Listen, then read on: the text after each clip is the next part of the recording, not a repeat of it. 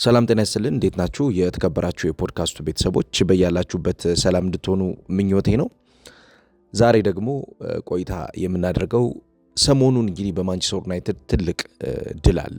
ይሄ ድል አርሰናልን ያሸነፉበት ጨዋታ ነው። ከዛ ድል በኋላ ግን የማንቸስተር ዩናይትድ ደጋፊዎች መስማት የማይፈልጉት ዜና ትናንትና ወጥቷል። ይሄ ዜና የፓትሪክ ዶርጉ ጉዳት ነው። ዶርጉ ለ10 ሳምንታት ያክል ከሜዳ እንደሚርቅ ትናንትና የወጡ መረጃዎች ጠቁመዋል። ይሄ ለዩናይትድ መጥፎ ዜና ነው። ምክንያቱም እድገት ላይ ለነበረው የማጥቃት እንቅስቃሴና ማጥቃቱን ለሚመሩ መከላከሉን ለሚያጠብቁ ተጫዋቾች ኳሊቲ የዶርጉ መኖር ራሱን የቻለ ፖይንት አለው።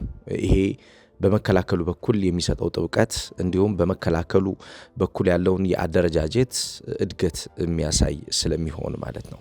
አሰልጣኝ ማይክል ካሪክ ከጨዋታው በኋላ በሰጠው አስተያየት የቡድን ተጫዋቾቹ አጠቃላይ የማንቸስተር ዩናይትድን ያለፉት 2 ጨዋታዎች በግምገማ ሲመለከት የተሻለ እድገት ማምጣት የሚችሉና በተለይ ጉዳትን ማስወገድ ከቻልን ነው ያለው። ጉዳትን ማስወገድ ከቻልን ረጅም ልንጓዝ እንችላለን የሚል ምልክት ሰጥቶ ነበር። ነገር ግን ይሄ ጉዳት ከባድ ጉዳት ሆኗል። ዶርጉ ለ10 ሳምንታት ያክል ከሜዳ እንደሚርቅ ተረጋግጧል።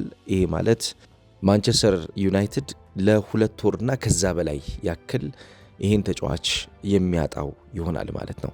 የተጫዋቹ አለመኖር እንግዲህ በማንቸስተር ዩናይትድ ምን ሊፈጥር ይችላል፣ ምን አይነት ክፍተት ሊያመጣ ይችላል የሚለው ያው ኤክስፔክት የሚደረጉ ነገሮች አሉ። በተለይ ከተጫዋቹ ባህሪ አንጻር ተጫዋቹ የሚጫወትበት ባህሪ ያለው በተለይ ዶርጉ ቨርሳታይል ተጫዋች ነው።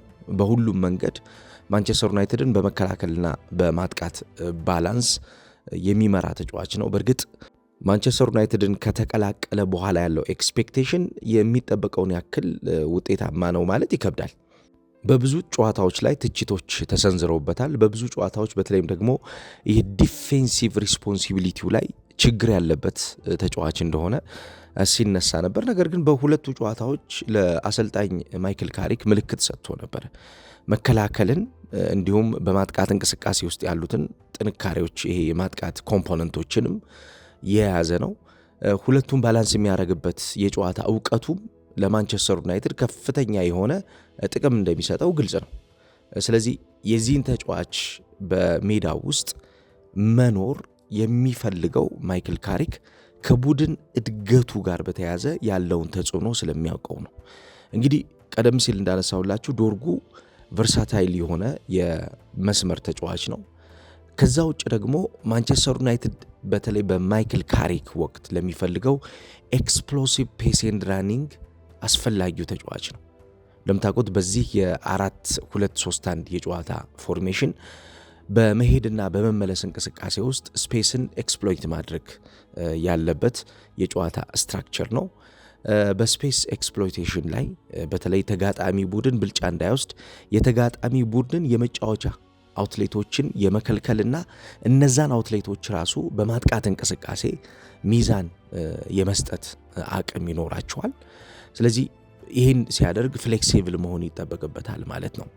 አብዛኛውን የድሪብሊንግ አቅም ስላለ ይሄ ተጫዋች ደግሞ ድሪብሊንጉ የሚሰጠው ኢንፑት ስላለ የሚሰጠው አቅም ስላለ ይፈለጋል እና የተጫዋቹ አለመኖር ማንቸስተር ዩናይትድን የሚያሳጣው ነገር እንደሚኖር ግልጽ ነው። በአሰልጣኝ ሩበን አሞሪም ዘመን እንደምታውቁት ይሄ ተጫዋች ኢፊሽንት አልነበረም። አብዛኛውን የጨዋታ ቀናቶቹ በጣም በብዙ ትችቶች የሚያልቁ ናቸው። ትችቶቹ በጣም የጎሉ ትችቶች ናቸው። ጨዋታዎችን ለማሸነፍ በሚደረገው ጥረት ውስጥ የቡድን ኮሚትመንቱና የቡድን አጠቃላይ ስራው ላይ ዶርጉ ብዙ ኮሌክቲቭ የሆኑ ስራዎች ይቀሩታል የሚል ትችቶች ሲሰነዘሩበት እንደነበረ እናስታውሳለንና እዚህ አሁን በማይክል ካሪክ ሰዓት ላይ ያመጣው ባለው ተጽዕኖ ግን በተለይ መስመሮችን ፍሪኩዌንትሊ በተደጋጋሚ የአንደርላፒንግ እና ኦቨርላፒንግ ሩጫዎቹ ዩናይትድን በሁለት ጨዋታዎች በከፍተኛ ሁኔታ ጠቅሟል።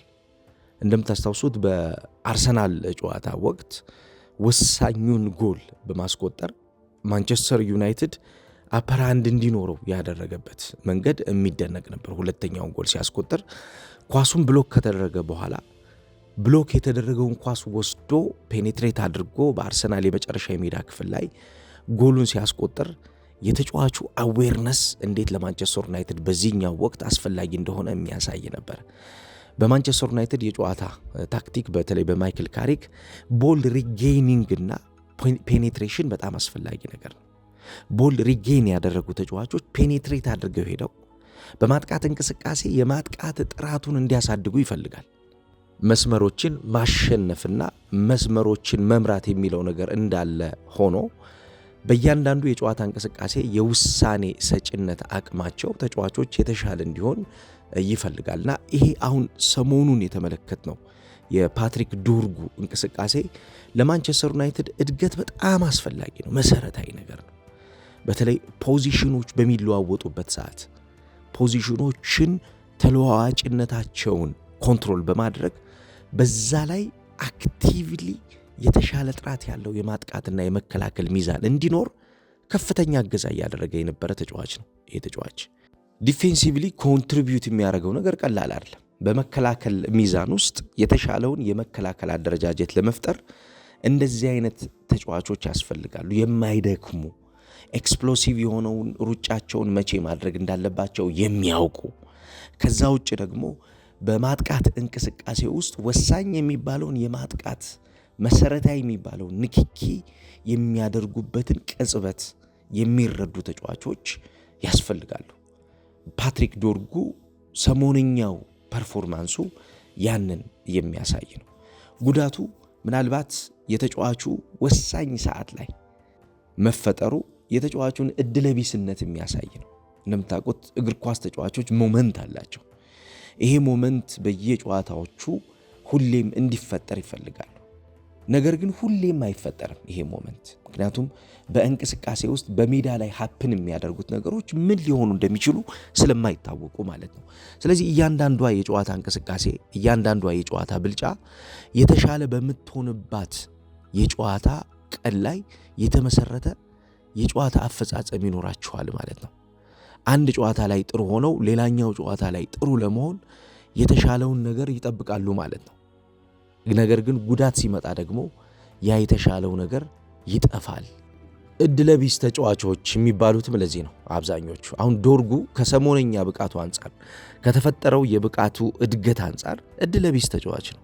ምክንያቱም ለማንቸስተር ዩናይትድ የሁለቱ ቀን ጨዋታዎች ፐርፎርማንሱ ያደገ ፐርፎርማንስ ነው። በማጥቃት እንቅስቃሴ፣ በመከላከል እንቅስቃሴ ውስጥ የማይክል ካሪክን የቡድን ስትራክቸር ሜንቴን ካደረጉ ተጫዋቾች መካከል ግንባር ቀደሙ ስለነበረ ማለት ነው። ፍሪኩዌንትሊ አንደርላፒንግ እና ኦቨርላፕ ማድረግ በማንቸስተር ዩናይትድ በዚህኛው የማይክል ካሪክ የጨዋታ ታክቲክ በጣም መሰረታዊ የሚባለው ነገር ነው። ስፔሶች ስለሚፈለጉ ማለት ነው። ስፔሶች ስለሚጠቁ ስፔሶችን በቡድን እንቅስቃሴ መሰረታዊ የሆነ የጨዋታ ቅርጽ ውስጥ እንዲኖሩ ስለሚፈለግ ማለት ነው። ለምሳሌ ሃይ ኢነርጂ ፕሬሲንግ እና ትራክ ባክ ሲቹዌሽኖች ላይ የዚህ ተጫዋች አቅም በጣም የሚደነቅ ነው። አንድ ቁጥር እየተመለከትኩ እንዳውም በአንድ ጨዋታ ዶርጉ ወደ 18 ትራክ ባክ ሲቹዌሽኖችን ይፈጽማል። ይሄ ለማንቸስተር ዩናይትድ ሬለንትለስ ስለሆነ የመከላከል ለማይደክም የመከላከል ቅርጽ አደረጃጀት የዶርጉ ሚና በጣም ከፍተኛ ነው። ማጥቃቱ ላይም ስንመለከት ኤክስፕሎሲቭ አታኪንግ ትሬቶቹን ስናየው በአንድ ጨዋታ ከ20 በላይ ኤክስፕሎሲቭ አታኪንግ ትሬቶችን የሚያደርግ ተጫዋች ነው። ስታቶቹ ይሄ ጭንቅላት የሚያስይዙ ስታቶችን በሁለቱ ጨዋታዎች የፈጸሙ የነበረው። ፖዚሽናል ፍሌክሲቢሊቲ እንደምታውቁት በዚህኛው የጨዋታ ዘመን በጣም ወሳኙ ነገር ነው። ፕራይመርሊ አንዳንድ ተጫዋቾች የአንድ እግር ተጫዋች ሊሆኑ ይችላሉ። ፕራይመርሊ አንዳንድ ተጫዋቾች ደግሞ ሁለቱን እግራቸውን በሚገባ ኦፕሬት ሊያደርጉ ይችላሉ። የዚህ ተጫዋች የተለየ የሚባለው ኳሊቲ ፕራይመርሊ ሁለቱን እግሮቹን መጠቀም የሚችል ተጫዋች መሆኑ ነው። ሁለቱን እግሮቹን በሚገባ ተጠቅሞ በጨዋታ እንቅስቃሴ ውስጥ ለሚያስፈልጉት የጨዋታ ጥራቶች የሚኖረው አስተዋጽኦ ከፍተኛ ነው። አሁን በማንቸስተር ዩናይትድ ውስጥ ከሚገኙት ተጫዋቾች በማጥቃትና በመከላከል አደረጃጀት መሰረታዊ የሚባለውን የቡድን ቅርጹን በመጠበቅና ያን የቡድን ቅርጹን በማሳደግ የዶርጉ ሚና እንዲሁ በቀላሉ የሚታይ አይደለም። ይሄን ተጫዋች ነው ማንቸስተር ዩናይትድ ሉዝ የሚያደርገው። በተለይ ለማይክል ካሪክ አዲስ የቡድን ስነ ልቦና፣ አዲስ የቡድን ግንባታ፣ አዲስ የቡድን የተሻለ መሆን ለሚፈጠረው የቡድኑ ቲሹን እየገነባ ላለ ቡድን የዛ ቲሹ ኢንፑት ለሆነው ተጫዋች ቶሎ ጉዳት ማስተናገዱ በጣም መጥፎ ዜና ነው። ማይክል ካሪክ በዚህ ጉዳይ ሪያክት አላደረገም እስካሁን። ነገር ግን ዜናዎች እንደሚጠቁሙት ከሆነ በማንቸስተር ዩናይትድ ቤት ድንጋጤ ፈጥሯል አሁን። ምክንያቱም የተጫዋቹ አቅም በጣም ጥሩ ስለነበረ በነበረው ስኳድ ውስጥ መቀጠልን ስለሚፈልግ ማይክል ካሪክ ያ የነበረውን ስኳድ ማፍረስ፣ ያ የነበረውን ስኳድ እንደገና መገንባት ሌላ የቤት ስራ ስለሚሆን ያው ድንጋጤ ውስጥ እንደሚሆኑ ግልጽ ነው። በአርሰናሉና በማንቸስተር ሲቲው ጨዋታ ማንቸስተር ዩናይትድ ከፍተኛ ኢነርጂ አውጥቷል። በነገራችን ላይ ከዚህ በኋላ በሚኖሩት ጨዋታዎች ማንቸስተር ዩናይትድ እንዴት ጨዋታዎችን ኮፕ አፕ ሊያደርግ ይችላል የሚለው ኤክስፔክት የሚደረግ ነው። የተከበራችሁ አድማጮች፣ በተለይ ቀጣይ ጨዋታዎች ለማንቸስተር ዩናይትድ ፈታኝ እንደሚሆኑ ግልጽ ነው። አሁን እሁድ ከፉልሃም ጋር ጨዋታ አለበት ማንቸስተር ዩናይትድ። ፉልሃሞች የሚጫወቱበት መንገድ በማንቸስተር ዩናይትድ በተለይ መስመሮችን ለመዝጋትና መስመሮችን ለማጥቂያ አውትሌቶች ለመጠቀም ከፓትሪክ ዶርጉ በላይ ለማንቸስተር ዩናይትድ በዚህ ሰዓት አስፈላጊ ተጫዋች የለም። ምክንያቱም በሁለቱ የማንቸስተር ሲቲና የአርሰናል ጨዋታዎች ላይ የነበረው አስተዋጽኦ ከፍተኛ መሆን በፉልሃሙና ቀጣይ በሚደረጉ የፕሪሚየር ሊግ ጨዋታዎች ላይ የሚኖረውን ድርሻ ከፍ ያደርገዋል። አንደኛ ትልልቅ ጨዋታዎችን ባሸነፉ ቁጥር በስነ ልቦናው እያደገ የሚመጣ ስኳድ ይኖራል። ስለዚህ ለብዙ አሰልጣኞች አሁን ትልቁ ነገር ምንድነው? ይህንን ስኳድ መጠበቅ ነው። ምክንያቱም በዚህ ስኳድ ውስጥ የሚኖሩ ተጫዋቾች ስኳዱን የተሻለ ለማሳደግ በሚደረገው ሂደት ውስጥ የሚኖራቸው አስተዋጽኦ ከፍተኛ ይሆናል። ስኳድን አንድ ላይ ይዞ መቆየት ለአሰልጣኞች በጣም መሰረታዊ ነገር ነው። እንዳውም ከጨዋታው በፊት ከጨዋታውን በኋላ በሚሰጡ አስተያየቶች ብቻ ሳይሆን ማንቸስተር ዩናይትድን በማሰልጠን ማንቸስተር ዩናይትድን በተረከበ ሰዓት አንድ የሰጠው አስተያየት አለ ማይክል ካሪክ፣ ለዚህ ሐሳብ አጋዥ የሚሆን ማለት ነው። እንደ ስኳድ እንደ አንድ ማሰብ አለብን። እንደ ስኳድ አንድ መሆን አለብን። ይህንን ማድረግ ከቻልን ፈጣን የሆነ የቡድን ግንባታ ይኖረናል የሚል አስተያየት ሰጥቶ ነበርና በቡድን ግንባታ ሂደት የሱ አስተያየት የብዙ አሰልጣኞች አእምሮ ውስጥ ያለ ነው።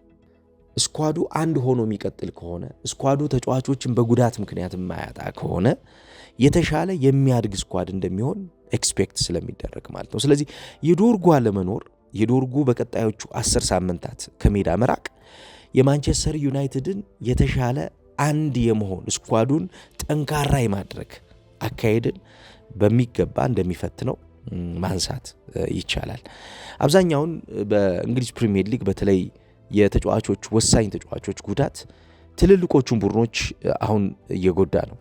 በርካታ ቡድኖች በጉዳት ምክንያት ያጧቸው ተጫዋቾች አሉ። እነኚህ የጉዳት ሰለባ የሆኑባቸው ተጫዋቾች በተለይም ሃይ ኢንቴንሲቲ ለሚፈልገው የእንግሊዝ ፕሪሚየር ሊግ በዚህ ሰዓት አለመኖራቸው የቡድን ግንባታቸው ላይ የቡድን የውድድር ዓመት ተጽዕኗቸው ላይ ጫና ያሳድራሉ። ለምሳሌ በዶርጉ ሚና ውስጥ ሃይ ኢንቴንሲቲ ፕሬሲንግ አሁን ማንቸስተር ዩናይትድ በማይክል ካሪክ ሰዓት የሚፈለግ ነው። በተጋጣሚ ሜዳ ላይ ፕሬስ ማድረግ ኢንቴንሲቲውን ሳይቀንስ ፕሬስ ማድረግ ይፈልጋል። ለዚህ ሲስተም ኮንስታንት ሙቭመንት ያደርጋሉ ተብሎ ከሚጠበቁ ተጫዋቾች መካከል አንዱ ፓትሪክ ዶርጉ ነው። ምክንያቱም የካሪክ የጨዋታ ሐሳብ ራፒድ የሆነ ወይም ደግሞ የማይበርድ የማይቋረጥ የማጥቃት እንቅስቃሴና ፕሬሲንግ ስለሚፈልግ ይህንን የማጥቃት እንቅስቃሴና ፕሬሲንግን ከሚፈጽሙ ተጫዋቾች መካከል ፓትሪክ ዶርጉ አንዱ ነበር። በቡድን ውስጥ ለምሳሌ ማንቸስተር ዩናይትድ በቀጣዮቹ ጨዋታዎች በደንብ አስተውላችሁ ከተመለከታችኋቸውና ጨዋታዎቹን በደንብ ውስጥ ገብታችሁ የምትመለከቱ ከሆነ ዊድዝ ይፈልጋል። አሁን ዩናይትድ ከዚህ በኋላ በሚያደርገው ጨዋታ በሁለቱም የአርሰናልና የሲቲ ጨዋታ ወቅት ዊድዙን የሰጠው ይሄ ተጫዋች ነው። ሉክ ሾው እና እሱ ዊድዝ ይሰጡታል ለቡድኑ የመተንፈሻ የሪሲቪንግ አንግል ፖይንቶች ወይም ደግሞ የመቀበያ ፖይንቶችን የመቀበያ አቅጣጫዎችን በማዘጋጀትና እነዚህ የመቀበያ አቅጣጫዎች እየሰፉ በመሄዳቸው የሚኖረውን የመጨረሻ የማጥቃት እንቅስቃሴ ጥራት ይበልጥ ያሳድጋሉ ማለት ነው።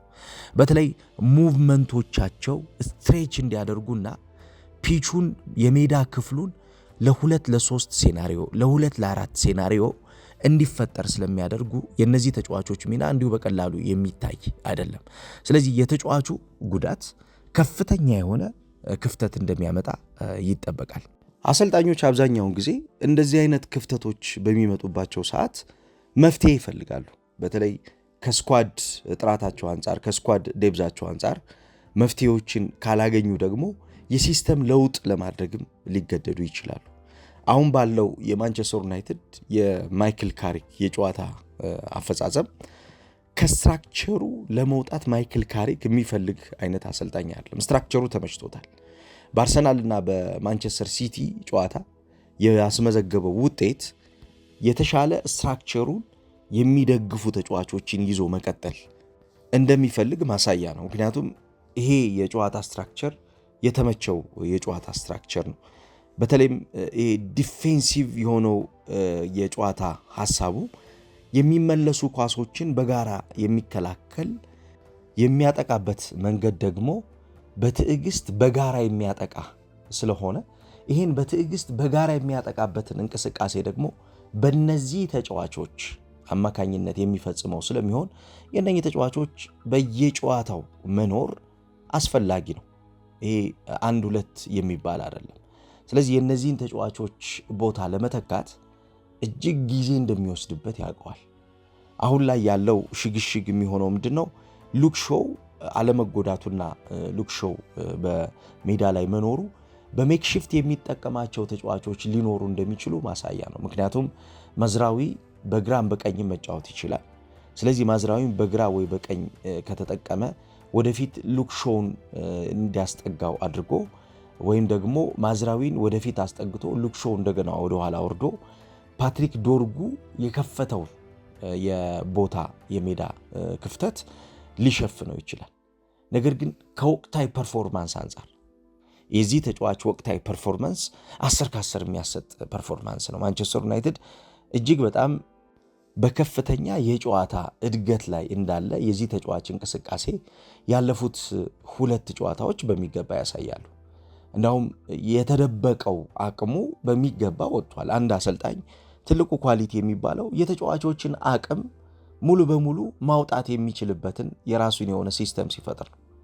ማይክል ካሪክ የዚህን ተጫዋች የጨዋታ አቅም በሁለቱ ጨዋታዎች ማውጣት ችሏል። በተለይም ደግሞ ዲፌንሲቭ ሪስፖንሲቢሊቲው እንዳለ ሆኖ የዲፌንሲቭ ሪስፖንሲቢሊቲው ባህሪን ሳያጣ አታኪንግ ሪስፖንሲቢሊቲው ላይ ፎከስ እንዲያደርግ ነፃነት ሰጥቶታል።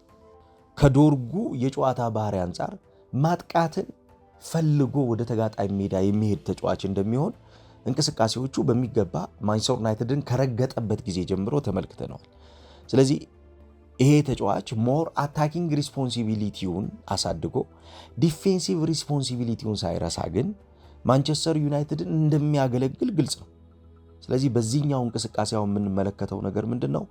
ፓትሪክ ዶርጉ በማንቸስተር ዩናይትድ ያለፉት 2 ጨዋታዎች የነበረውን ኢምፓክት ማይክል ካሪክም ስለሚያውቀው ጉድለቱ ከፍተኛ ጉድለት እንደሆነ ስለሚረዳ ቶሎ የጨዋታውን ክፍተት በቡድን ውስጥ እንዳይመለከተው አዲስ ፊክስ የሚያደርግ ሐሳብ ይዞ ይመጣል ተብሎ ይጠበቃል።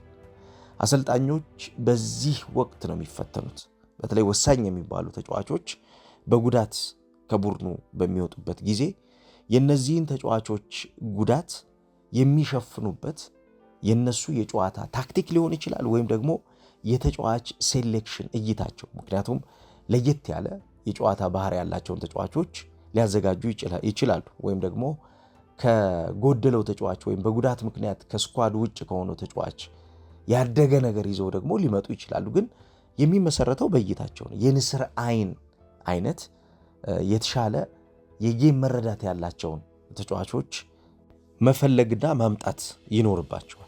ስለዚህ ማይክል ካሪክ ትልቁ ኃላፊነት የሚሆነውን የፓትሪክ ዶርጉን ጉዳት መሸፈን እንዴት አለብኝ ብሎ ይህን የሚሸፍነውን ነገር ደግሞ የተሻለ ምርጫውን አሳይቶ በቡድን ግንባታ ሂደት ውስጥ መንገጫገጭ እንዳይኖር ትልቅ ድርሻ ይኖረዋል ተብሎ ይታሰባል። እንግዲህ የፓትሪክ ዶርጉ ጉዳት ለማንቸስተር ዩናይትድ መጥፎ ዜና ነው። ለዩናይትድ ደጋፊዎች የማይዋጥ ዜና እንደሚሆን ግልጽ ነው።